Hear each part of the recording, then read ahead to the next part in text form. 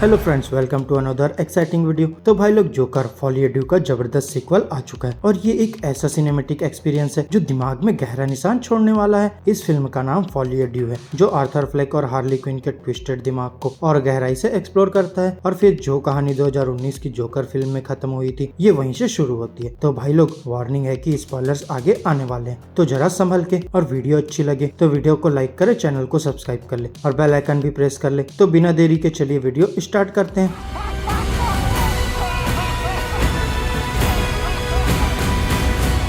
सबसे पहले बात करते हैं फिल्म की कहानी की। तो जोकर फॉली ड्यू एक स्लो बर्न नैरेटिव है जो आपको धीरे धीरे अपने जाल में फंसाती है। फिल्म के शुरू में एक एनिमेटेड शॉट है जो मूवी के क्वर्की और डार्कली कॉमेडिक टोन को सेट करता है। इस सीक्वेंस में जोकर के केओटिक नेचर का एक सैटिरिकल टेक दिखाया गया है और ये रिवील करता है कि आर्थर फ्लेक का वो इनफेमस किलिंग स्प्री उसे आर्खम असाइलम ले आया है। और अब हम देखते हैं आर्थर को एक बेहाल और ब्रोकन इंसान के रूप में, जो अपने इनकार क्रिएशन से जूझ रहा है। उसका लॉयर इकलौता इंसान है जो अभी भी उसके लिए फाइट कर रहा है और वो ये प्लीड करने की कोशिश करता है कि आर्थर का जोकर पर्सोना एक बचपन के ट्रॉमा और एब्यूज का नतीजा है। पर आर्खम असाइलम में आर्थर के लिए जिंदगी इतनी आसान नहीं है। उस पर मेंटल और फिजिकल टॉर्चर किए जाते हैं और ये टॉर्चर उसके हेलुसिनेशंस को और भी वर्स बना देता है। और इसी दौरान एक हेलुसिनेशन में आर्थर की मुलाकात होती है हार्ली क्विन से और यहीं से शुरू होती है एक twisted love story. Harley Quinn और आर्थर का कनेक्शन बिल्कुल इंटेंस होता है, एक दूसरे के दर्द और ट्रॉमा को समझने के कारण। दोनों की रिलेशनशिप कॉम्प्लेक्सिटी से भरी हुई है। एक तरफ उनकी लीगल बैटल्स चल रही है, दूसरी तरफ उनकी डेयरिंग एस्केप अटेम्प्ट्स और पैशनेट एनकाउंटर्स भी है। दोनों का रिश्ता एक अजीब सी इंटेंसिटी और डिस्टर्बेंस से भरा है जो इनके ट्विस्टेड कैरेक्टर्स का असली रिफ्लेक्शन है।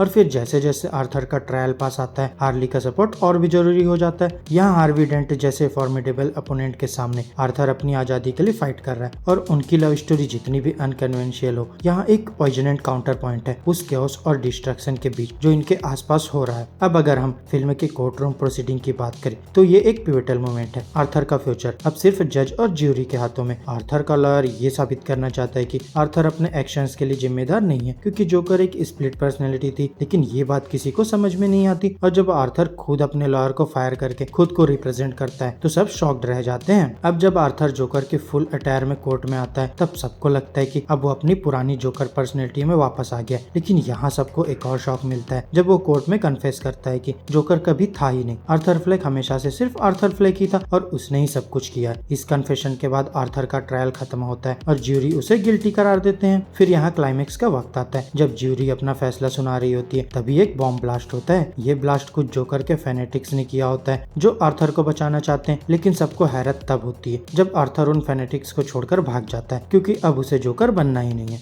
और अब वो हार्ली क्विन से मिलने जाता है, लेकिन हार्ली उसे छोड़ के चले जाती है, क्योंकि हार्ली सिर्फ उस जोकर से प्यार करती थी जो एक फैंटेसी था। वो असली आर्थर फ्लेक से कभी प्यार ही नहीं करती थी। ये बात सुनने के बाद आर्थर और ज्यादा टूट जाता है। अब मूवी की एंडिंग आती है जहाँ सबसे शॉक करने वाला सीन आता है जब आर्थर आर्खम के एक इनमेट के हाथ से मारा जाता है। ये इनमेट जो पूरी फिल्म में एक साइड कैरेक्टर जैसा था, सडनली आर्थर को मल्टीपल टाइम स्टेप करता है और स्टेप करने के बाद वो इनमेट अपने फेस के साइड्स को स्लिट करता है, बिल्कुल हीथ लेजर के जोकर के जैसा। और फिर इस सीन को देखकर लगेगा कि शायद ये एक ईस्टर एग या रेफरेंस हो क्रिस्टोफर नोलन की डार्क नाइट ट्रिलॉजी के लिए। और फ्रेंड्स, इस सीन के दो मतलब निकल सकते हैं। पहला, शायद आर्थर फ्लेक इस यूनिवर्स में सिर्फ पहला जोकर था और ये नया इनमेट अब जोकर का मेंटल उठाएगा। या दूसरा, आर्थर फ्लेक कभी जोकर था ही नहीं, वो सिर्फ एक प्रोटो जोकर था और असली जोकर ये नया इनमेट होगा जो आगे इस यूनिवर्स में बैटमैन के अगेंस्ट खड़ा होगा। अब कौन सा इंटरप्रिटेशन सही है वो आपके ऊपर है। और इस नए जोकर की कास्टिंग भी सॉलिड है, तो हो सकता है कि आगे चलकर इस जोकर और बैटमैन के बीच कन्फ्रंटेशन को एक्सप्लोर किया जाए।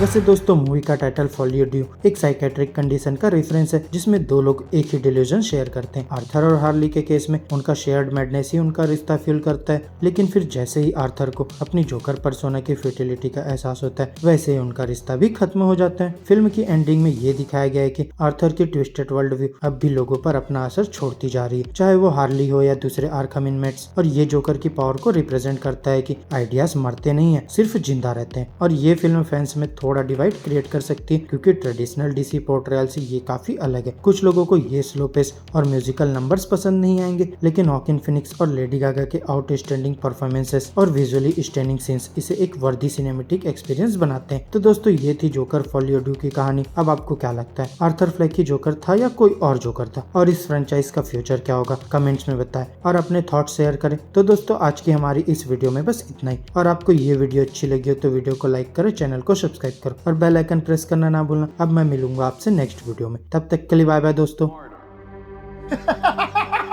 Well, he's not. There's a monster